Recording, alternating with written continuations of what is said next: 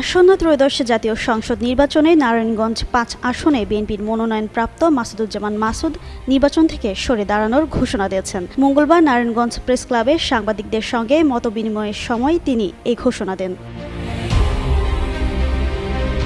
নির্বাচন থেকে সরে দাঁড়ানোর বিষয়ে দুটি কারণ উল্লেখ করেন মাসুদুজ্জামান মাসুদ। প্রথমত, নিরাপত্তাহীনতার শঙ্কা প্রকাশ করেন। দ্বিতীয়ত, তার পরিবারও চায় না তিনি ভোটের মাঠে থাকুক, এমনটাই বলেন এই নেতা।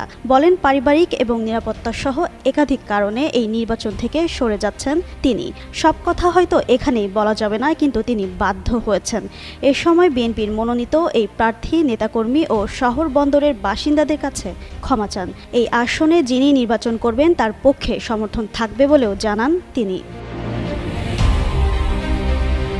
এ সময় সংবাদকর্মীরা কারণ জানার জন্য একাধিক প্রশ্ন করলেও তিনি কৌশলী হয়ে উত্তর দেন।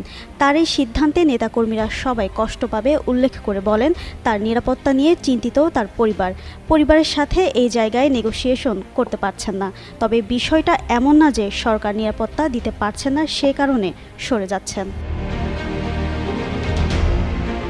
এখানে ব্যক্তিগত বিষয় রয়েছে, যা বলতে পারছেন না। দল থেকে এই আসনে অন্য কাউকে মনোনয়ন দিচ্ছে এমনও না।